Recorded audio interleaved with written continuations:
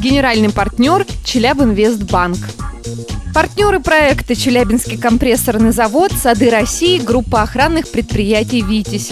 Генеральный партнер конкурса – сеть аптек «Классика». Исәнмесез, хөрмәтле тамашачылар. Исәнмесез. В эфире новый выпуск программы «Татарочка». Нани Энджелер. Молодец, Алина. Ты, смотрю, совсем освоилась со своей ролью. А что тут сложного? Главное придумать, что сказать, и сделать это вовремя. Тогда, я думаю, ты заслужила жемчужинку. Играет мотор. А какую роль сыграет жемчуг в нашем конкурсе, вы узнаете из сегодняшней программы. Смотрите сегодня в выпуске. Все тайное становится явным. Дина Гарипова раскрывает свои секреты участницам конкурса.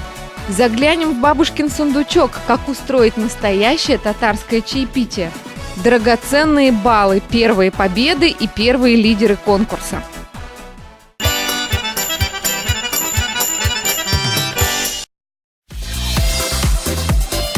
Итак, первый этап конкурса позади. Жюри, посовещавшись, сделало свой выбор. Финалистками проекта «Татарочка. Маленькие жемчужины» становятся Рената Абубакирова, город Пласт; Дина Ганеева, Челябинск; Ульяна Динмухаметова, село Муслюмово, Кунашакского района; Вероника Дорохова, Еманжелинск; Елена Закирова, Кунашак; Арина Исупова, поселок Остроленский, Нагайбакского района; Карина Карымова, Пласт; Альсина Курбангалеева, Челябинск; Розалина Мухарамова, село Арасланово, Нязепетровского района; Карина Нажимова, Троицк; Диана Подкорытова, Еманжелинск; Сабина Шарипова, село Аптряково, Нязепетровского района; и победительница интернет-голосования Яна Тимиркаева, Челябинск.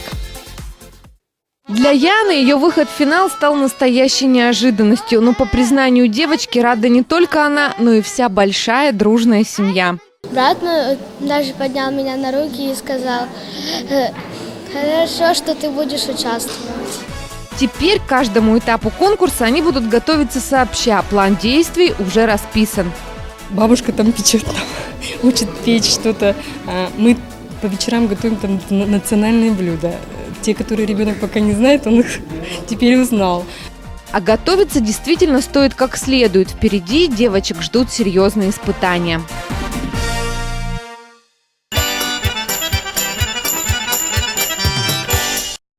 А теперь наших участниц ждет одно из самых интересных испытаний. Сегодня они приглашены на пресс-конференцию победительницы проекта «Голос», участницы Евровидения Дины Гариповой. Вот повезло. Мне бы хотелось взглянуть хоть одним глазком на Дину. Не переживай, Алина, у нас с тобой тоже будет такая возможность.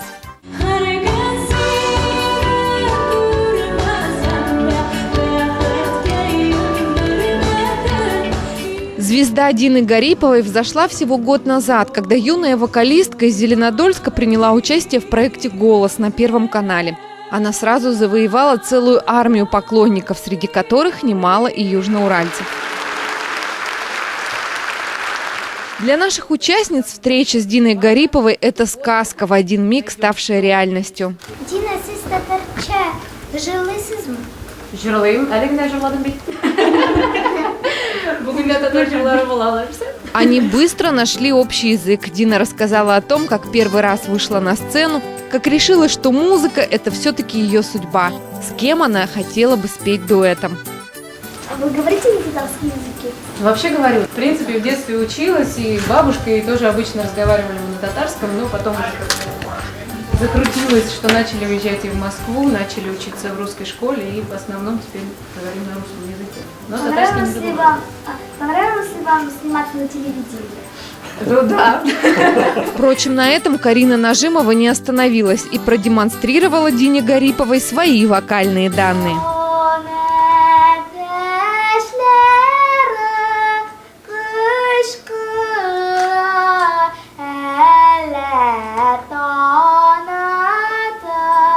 Прощались они словно добрые друзья. Главное, что подарила девочкам Дина, это вдохновение.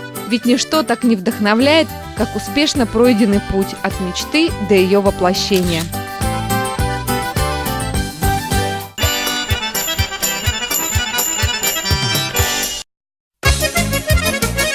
Ну а теперь за дело. Первое большое испытание для маленьких татарочек. Им предстоит освоить древнее гончарное ремесло и элементы художественной росписи. Но сначала несколько слов о том, какой в старину была домашняя утварь. Татар халкы борын-борыннан сават сабаларын, имехи тәбирләрен һәр вакыт матур итеп бизәгән. Бизәкләрдә һәр вакыт чәшкәләр, үләннәр һәм башка үсемлекләр барлыкка килгән.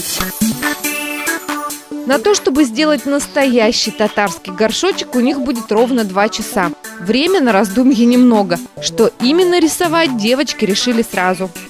Цветочки какие-нибудь, полосочки. Я узоры буду рисовать. Какие?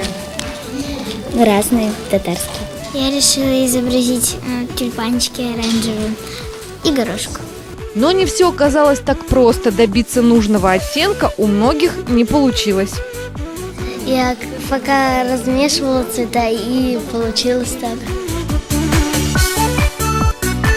Вероника, посмотри, как стараются наши девочки. И не напрасно. У татар испокон веков было принято украшать посуду ярким орнаментом. Правда, людей и животных на тарелках или кувшинах ты никогда не увидишь. Рисовали только затейливые растения.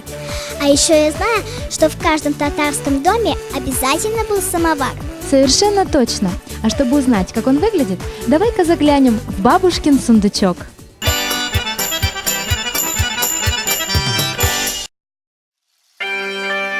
Некоторые ученые полагают, что название царя чаепития самовара произошло от татарского «санабар», что в переводе означает «чайник» или «чайный сосуд». Когда татары приглашали в дом, то гостей уже поджидал кипящий 2-ведерный самовар. Он не только давал кипяток, но и хорошо обогревал дом. Главное угощение татар – чай, которого надобно выпить не менее 4 чашек с медом, писал известный ученый Карл Фукс. Действительно, в конце 17 века чай становится частью быта городских казанских татар. Особо любимыми были черные байховые чаи цветочных сортов. Заваривали их очень густо и пили горячими с молоком, пастилой и медом. Непременным атрибутом татарского чаепития стал самовар и фарфоровая посуда, а название чайных чашек – чиньяк, и сейчас сохранило отзвук страны, откуда их привозили – Чина, то есть Китай.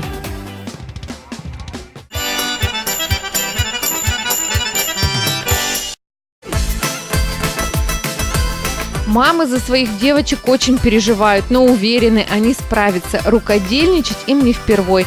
Как и много веков назад, маленьких татарочек с детства пытаются научить всему, что может пригодиться в жизни. Розалина безнеке өйдә бик күп бәйләнә. Аны школада өйрәтәләр. Аның укытучысы Сидикова Галия апа. Истекли последние минуты конкурса. Все, работа окончена. Теперь жюри предстоит оценить результат. Мы сегодня увидели, что девчонки наши все, правда, очень творческие. Очень много красок использовали.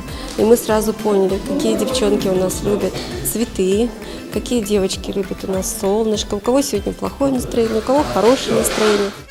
Дополнительные баллы решено присудить тем, чей горшочек действительно будет выполнен в народных традициях. Только здесь юные конкурсантки будут получать не оценки в дневник, а жемчужины и складывать их в сундучок. Потом из жемчужин соберут драгоценное ожерелье. Та, у которой оно окажется длиннее, и станет победительницей проекта. А пока лидерами становятся Рената Абубакирова – 6 жемчужин, Дина Ганеева – 6 жемчужин и Яна Темиркаева – 5 жемчужин. Но это только первый конкурс, основная борьба еще впереди. Ну вот и прошел наш первый конкурсный день. Сколько интересного и нового мы сегодня узнали. А сколько еще предстоит? На сегодня пришла пора прощаться. И обязательно по-татарски. Сау булыгыз. И сам булыгыздыслар.